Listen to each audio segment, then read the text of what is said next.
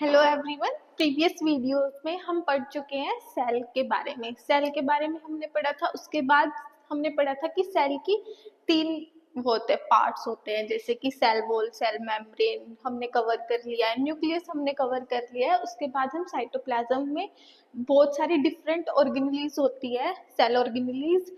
आज हम उनके बारे में डिस्कस करेंगे। ठीक है, सबसे पहले हमारी एंडोप्लाज्मिक रेटिकुलम। जो एंडोप्लाज्मिक रेटिकुलम है ये हमारी न्यूक्लियर मेम्ब्रेन से अटैच्ड होती है। जैसे ये हमारी न्यूक्लियर मेम्ब्रेन है, दिस इज द न्यूक्लियस। और जो एंडोप्लाज्मिक रेटिकुलम है इसका ओरिजिन होता है न्यूक्लियर मेम्ब्रेन से, यहाँ से। और ये एक ऐसे स्ट्रक्चर बना लेती है, ऐसे फैली हुई होती है साइटोप्लाज्म के अंदर, एंडोप्लाज्मिक रेटिकुलम। ठीक है, इसके ऊपर राइबोसोम्स अटैच्ड होते हैं। Ribosomes are attached on the membrane of endoplasmic reticulum. और जिस पार्ट पे राइबोसोम्स अटैच्ड होते हैं उसको हम रफ एंडोप्लाज्मिक रेटिकुलम बोलते हैं। और कुछ पार्ट होता है जैसे कि इधर है, आप देख रहे हो, इधर कोई भी राइबोसोम्स अटैच्ड नहीं है, तो इधर क्या है, इसको हम बोलते हैं स्मूथ एंडोप्लाज्मिक रेटिकुलम। क्योंकि रफ में रफ स्ट्रक्चर दे रहा है, राइबोसोम से वो रफ रफ, इसलिए इसको नाम दे दिया रफ एंडोप्लाज्मिक रेटिकुलम। जब उसके ऊपर राइबोसोम्स नहीं अटैच्ड है उसको नाम दे दिया, क्योंकि वो स्मूथ है तो उसको नाम दे दिया स्मूथ एंडोप्लाज्मिक रेटिकुलम। अब रफ से हम याद रखेंगे कि रफ से जो राइबोसोम्स है वो प्रोटीन की सिंथेसिस में हेल्प करते हैं। तो जो रफ एंडोप्लाज्मिक रेटिकुलम है ये क्या करती है, प्रोटीन की सिंथेसिस।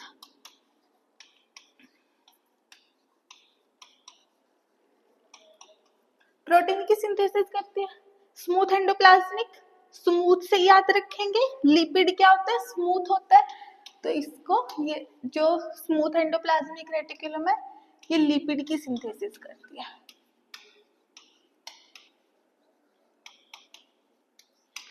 ठीक है, तो हमने इनके फंक्शंस देख लिए हैं कि रफ एंडोप्लाज्मिक रेटिकुलम का क्या फंक्शन है, स्मूथ का लिपिड सिंथेसिस है।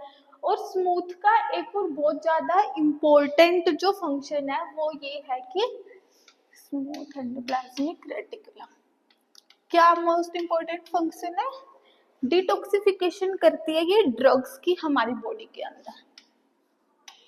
डिटॉक्सिफिकेशन ऑफ ड्रग्स करती है। रफ एंडोप्लाज्मिक सिर्फ प्रोटीन की सिंथेसिस करती है, वो लिपिड की सिंथेसिस करती है, डिटॉक्सिफिकेशन करती है ड्रग्स की। उसके बाद जो ये एंडोप्लाज्मिक रेटिकुलम है ये बहुत ही ऐसे स्टेबल स्ट्रक्चर नहीं है। जब भी सेल डिवीजन होती है तो ये क्या करती है, अपना स्ट्रक्चर ब्रेक डाउन कर देती है, दोबारा से फॉर्म हो जाती है, फिर ब्रेक डाउन करती है, फिर दोबारा से। Means it is not a stable structure.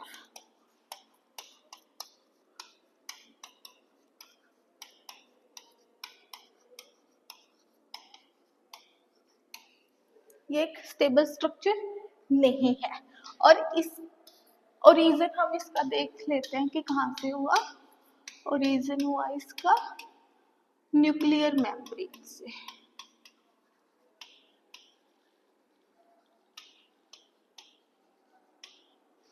किसने डिस्कवर की, डिस्कवर्ड बाय द पोर्टर। ठीक है, डिस्कवर किसने की, पोर्टर ने। तो ये हमारा सारा हो गया एंडोप्लाज्मिक रेटिकुलम के बारे में। अभी हम फर्दर नेक्स्ट चलते हैं। ये है हमारा गोल्गी एपरेटस। गोल्गी एपरेटस का ओरिजिन है, सॉरी, गोल्गी एपरेटस का ओरिजिन है, क्या हो रहा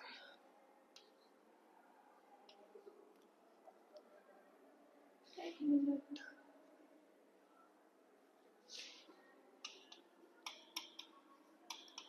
origin of Golgi apparatus.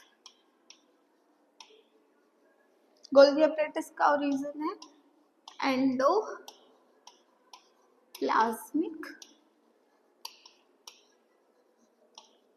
Reticulum. Golgi apparatus है जो, वो जैसे आप इसमें देख सकते हैं पूरे सेल का स्ट्रक्चर है। ये हमारा न्यूक्लियस है।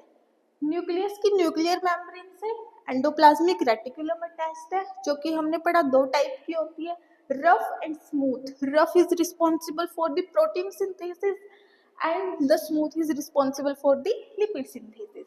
उसके बाद जो गोल्जी है अटैच्ड होती है बिल्कुल पीछे, मतलब अटैच्ड नहीं होती है बट इसके साथ लगी होती है पीछे की तरफ फेस करके, ऐसे ये देख सकते हो आप।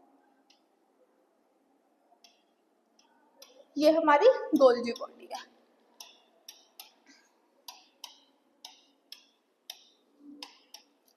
ठीक है, इसका मेन फंक्शन क्या है? जो प्रोटीन बना एंडोप्लाज्मिक रेटिकुलम में वो बहुत ही ज्यादा मॉडिफाइड नहीं था। ठीक है, इसने मतलब एंडोप्लाज्मिक रेटिकुलम ने जो भी प्रोटीन बनाया वो गोल्जी एपरेटस को भेज दिया कि आगे गोल्जी एपरेटस क्या करे, स्टोर करे, मॉडिफाई कर सके और कंडेंस कर सके, कंडेंस्ड दी प्रोटीन। ठीक है, आगे गोल्जी एपरेटस क्या करता है, जो प्रोटीन आया है एंडोप्लाज्मिक वो अनकंडेंस्ड है, वो मतलब फिर उसके बाद गोल्जी एपरेटस आता है, वो क्या करता है, उसको बहुत ही ऐसे छोटे छोटे पैकेट्स की फॉर्म में स्टोर करता है, उसको और मॉडिफाई करता है। मींस कई बार क्या करता है कि शुगर की एडिशन कर देता है किसी प्रोटीन के अंदर, मॉडिफाई करके फर्दर ऑर्गेनेलिज को भेजता है, फिर उसके बाद कंडेंस्ड कर देता है। ठीक है, अनकंडेंस्ड था एंडोप्लाज्मिक रेटिकुलम से कंडेंस्ड फॉर्म में बना देता है प्रोटीन को। ये हमारे गोल्जी एपरेटस का मेन फंक्शन होता है। और इसके साइंटिस्ट जिसने ये डिस्कवर किया वो थे कैमिलो गोल्जी, और इसीलिए इसको नाम दिया गया गोल्जी एपरेटस। अब ये देखो, ये एक डिटेल स्ट्रक्चर है गोल्जी एपरेटस का। गोल्जी एपरेटस क्या होता है, एक सैक लाइक स्ट्रक्चर होता है, फ्लैटन सैक से बना होता है, जैसे कि ये है। एक मिनट,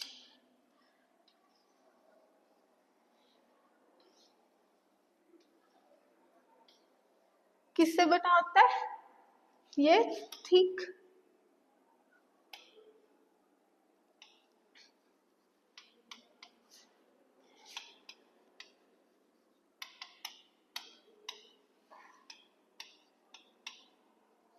ठीक फ्लैटन सैक्स की लेयर से बना होता है, जिसको हम सोसर शेप्ड बोलते हैं।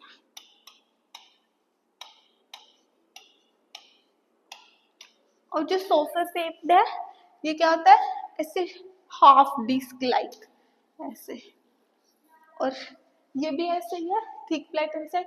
इसके अंदर क्या होता है, ऊपर ना कुछ वेसिकल्स प्रेजेंट होते हैं, और इन वेसिकल्स में ये डाइजेस्टिव एंजाइम्स को स्टोर करके रखता है। किसको स्टोर करता है? डाइजेस्टिव एंजाइम्स को, डाइजेस्टिव एंजाइम को स्टोर करता है। ठीक है, जैसे कि और इन्हीं डाइजेस्टिव एंजाइम्स को हम लाइसोसोम्स बोलते हैं, लाइसोसोम्स। ठीक है, इधर देखते हैं डिटेल में। इसके एक साइड लाइसोसोम्स अटैच्ड होते हैं वेसिकल्स में, ये रे। इसका लाइजी का मतलब होता है डाइजेस्ट, और जोमा का मतलब होता है बॉडी। ये एक डाइजेस्टिव बॉडी है, मींस डाइजेस्टिव एंजाइम्स को कंटेन करता है जो कि डाइजेशन में हेल्प करता है। फिर एक और बहुत ज्यादा इम्पोर्टेंट है जो इसका फंक्शन, वो ये है कि इसको सुसाइडल बैग्स भी बोलते हैं, लाइसोसोम्स को। Lysosomes are known as suicidal bags, इसको स्टार लगा लो। सुसाइडल बैग क्यों बोलते हैं इसको? जब स्टार्वेशन की कंडीशंस होती है तो जो लाइसोसोम्स है खुद के ऑर्गेनेल्स को ही डाइजेस्ट कर लेता है, ठीक है? क्यों? क्योंकि खुद को ही डाइजेस्ट कर देता है, इसलिए इसको सुसाइडल बैग्स बोलते हैं। Let's move forward. Chloroplast. Chloroplast क्या है? क्लोरो का मतलब होता है ग्रीन, ग्रीन कलर के ऐसे मतलब प्लास्टिड्स प्रेजेंट होते हैं हमारे, this is a form of plastid, ठीक है? जिसके अंदर थाइलाकोइड, पहले तो कि एक डबल मेम्ब्रेन स्ट्रक्चर है क्लोरोप्लास्ट, फर्स्ट मेम्ब्रेन और ये डबल मेम्ब्रेन। ये क्या करता है? खुद का थोड़ा सा प्रोटीन सिंथेसिस भी कर लेता है,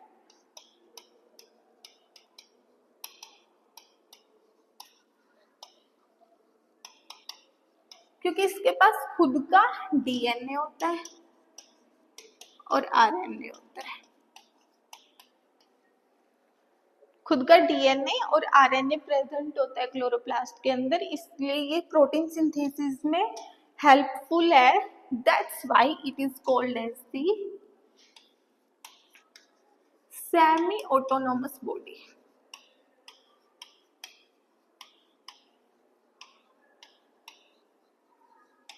अब इसके पार्ट्स के बारे में पढ़ते हैं। पहले पढ़ लिया, डबल मेम्ब्रेन स्ट्रक्चर है ये, इसके अंदर थाइलाकोइड्स प्रेजेंट होते हैं, ये थाइलाकोइड है। जब थाइलाकोइड का बंडल बन जाता है ऐसे, उसको पूरे को क्या बोलते हैं? Granum. This stack of thylakoid is known as granum. Thylakoid क्या कंटेन करता है? बहुत डिफरेंट टाइप के पिगमेंट्स कंटेन करता है, डिफरेंट पिगमेंट्स कंटेन करता है, जैसे कि chlorophyll A, chlorophyll B, chromoplast etcetera, जो कि किसमें हेल्पफुल है? फोटोसिंथेसिस में, ठीक है? और जो ये स्टैक्स बने हैं थाइलाकोइड के, ग्रैनम के, ये क्या है? इनको जोड़ के रखता है एक ल्यूमेन होता है इधर इज लैमिला। जो लैमिला होता है ये ग्रेना के जो स्टैक्स है, थाइलाकोइड के स्टैक्स है, उनको कनेक्ट करके रखता है, connect and separate thylakoid stacks को। फिर उसके बाद है जो हमारा ग्रेना है, ग्रेना, एक मिनट साफ करती हूँ उसको। ये ग्रेना, ग्रेना के अंदर क्या होते हैं? बहुत सारे थाइलाकोइड के स्टैक्स होते हैं। थाइलाकोइड के स्टैक्स में क्लोरोफिल पिगमेंट्स प्रेजेंट होते हैं। क्लोरोफिल पिगमेंट किस में हेल्पफुल होते हैं? फोटोसिंथेसिस में। जब फोटोसिंथेसिस होगी लाइट की प्रेजेंस में, that is called the light reaction. और जो लाइट रिएक्शन है, फोटोसिंथेसिस की दो रिएक्शंस होती है, एक लाइट और एक डार्क। जो लाइट रिएक्शन है वो प्रेजेंट मतलब वो थाइलाकोइड के अंदर होती है, तो इसीलिए इसके अंदर लाइट रिएक्शन होती है, light reaction in the grana, grana में होती है। और क्या प्रोड्यूस होता है इधर से? एटीपीज एंड NADPH2 जनरेट होते हैं। फिर फर्दर जो ATP और NADPH2 है वो जनरेट हुए ग्रेना के अंदर, वो मतलब अब फूड की प्रोडक्शन में हेल्प करेंगे। और जो फूड की प्रोडक्शन है वो हमारे स्ट्रोमा में प्रेजेंट होती है, has carbon fixating enzymes for the light independent. Stroma के अंदर डार्क रिएक्शन होती है, dark reaction. Why this is called as a dark reaction? Because it is light independent reaction. और ATP का यूज करते हैं हम CO2 की फिक्सेशन में एंजाइम्स जुड़ते हैं, मतलब जैसे फोटोसिंथेसिस में हम देख सकते हैं रूबिस्को एंजाइम्स होता है जो फर्दर सीओपी के साथ फिक्सेशन करके 6 साइकिल मूव होते हैं एंड देन ग्लूकोज की फॉर्मेशन होती है। ठीक है, तो ये हमारा पूरा हो गया। बस हमने इसमें ये पढ़ना है कि जो ग्रेना होता है वो एक स्टैक लाइक स्ट्रक्चर है जो कि थाइलाक्लोइड से बनता है। थाइलाक्लोइड्स क्या है? एक वो है पार्ट, मतलब स्ट्रक्चर है जो कि बहुत सारे क्या कंटेन करता है, क्लोरोफिल पिगमेंट्स को कंटेन करता है जो कि लाइट रिएक्शन में रिस्पॉन्सिबल होते हैं और उनसे फोटोसिंथेसिस होती है। फर्दर फोटोसिंथेसिस के बाद हमारे पास एटीपी जनरेट होता है और NADPH2। एटीपी और NADPH2 लाइट रिएक्शन में जनरेट हुए, फिर उनका यूज हुआ डार्क रिएक्शन में as to produce the glucose, fixation of carbon dioxide and light independent reaction होती है ये, क्योंकि ये डार्क, मतलब ऐसा नहीं है कि डार्क में हो रही है, इसको डार्क रिएक्शन इसलिए बोलते हैं क्योंकि ये लाइट से इंडिपेंडेंट है और ग्लूकोज की फॉर्मेशन करती है। ये सारा हमारा, और इसको किचन ऑफ सेल भी बोलते हैं।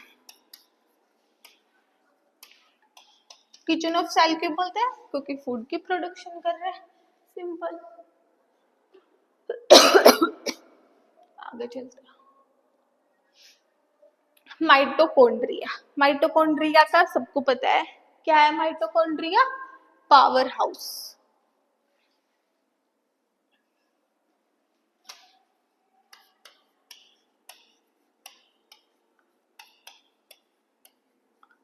Power house of the cell. Why this is called as the power house of cell? क्योंकि क्या करता है ये? एनर्जी जनरेट करता है।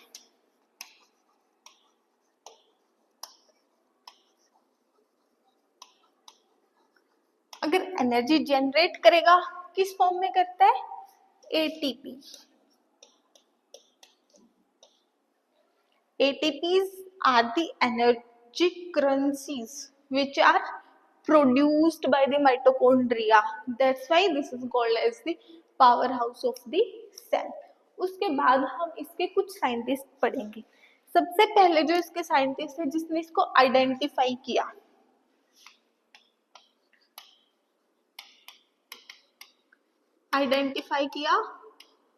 अल्टमान ने, और इसका एसोसिएशन बताया कि ये बहुत ज्यादा एसोसिएटेड है रेस्पिरेशन प्रोसेस से।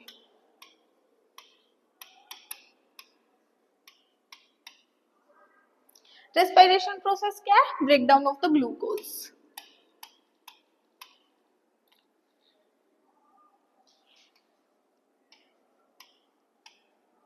Break down of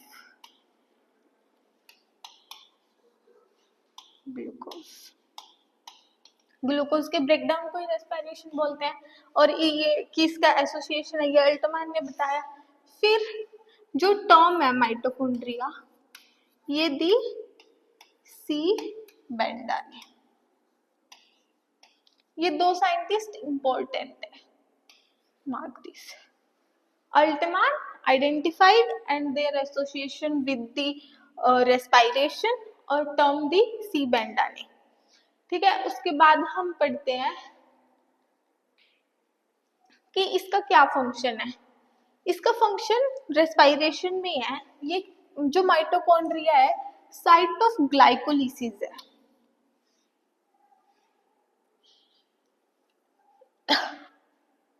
site of glycolysis. Glycolysis की साइट है माइटोकॉन्ड्रिया, जहां पे क्या होता है? ग्लूकोज है जो कन्वर्ट हो जाता है पायरूवेट में। ठीक है, कि आप ना रेस्पिरेशन की जब प्रोसेस पढ़ोगे प्लांट फिजियो में तब अच्छे से पढ़ना।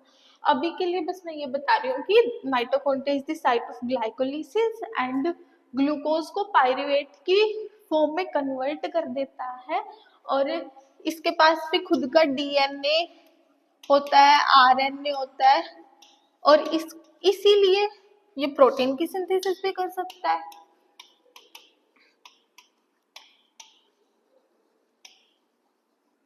और अगर प्रोटीन की सिंथेसिस करेगा तो क्या कहेंगे हम इसको कि ये क्या है, सेमी ऑटोनोमस बॉडी। ठीक है, ये आप देख सकते हैं, ये माइटोकॉन्ड्रिया का पूरा स्ट्रक्चर है, जो कि ये इसकी इनर मेम्ब्रेन है, ये वाली दिस इज। ठीक है, इसके अंदर जो इन और ये इसकी आउटर मेम्ब्रेन है, oh sorry sorry sorry sorry, outer membrane ये है जो बाहर से आपको दिख रही है। ये जो स्पेस बना इधर इनर मेम्ब्रेन और आउटर मेम्ब्रेन के बीच में, ये ऐसे सीधा नहीं है, ऐसे है स्टैक लाइक। ठीक है, लाइक दिस। तो ये क्या है, इनर मेम्ब्रेन स्पेस है, और इसके बीच में जो ये बहुत सारा पार्ट बच गया बीच का, इसको हम मैट्रिक्स बोलते हैं। इसके अंदर खुद के वो भी होते हैं, राइबोसोम्स होते हैं, जैसे कि यहाँ पे देख सकते हो खुद के राइबोसोम्स है। आउटर मेम्ब्रेन ये मैट्रिक्स है। DNA also present in the mitochondria. ठीक है, जैसे कि मैंने बताया, इसलिए प्रोटीन की सिंथेसिस कर सकता है, और इसको सेमी ऑटोनोमस बॉडी भी बोलते हैं। और जो ये एक ऐसा ना थोड़ा सा स्ट्रक्चर बना है,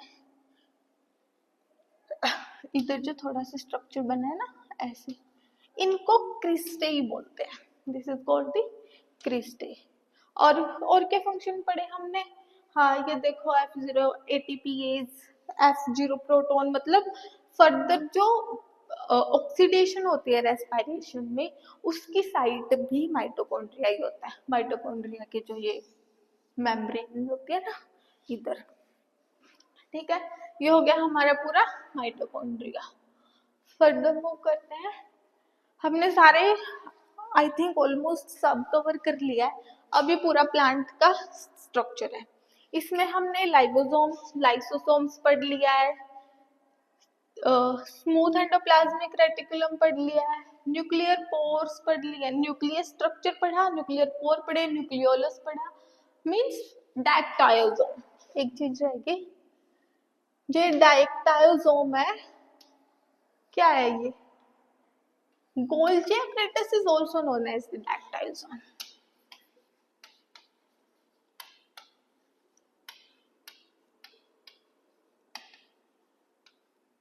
इसके अंदर कुछ स्टीरोसोम्स भी होते हैं,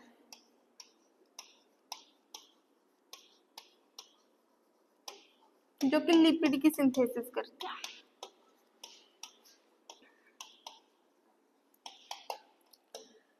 ठीक है, हमने सारा कवर कर लिया है प्लांट सेल को। ठीक है, प्लाज्मोडिस्मेटा होता है, जो कि एक सेल को दूसरे सेल से कनेक्ट करता है, connect one cell to the other.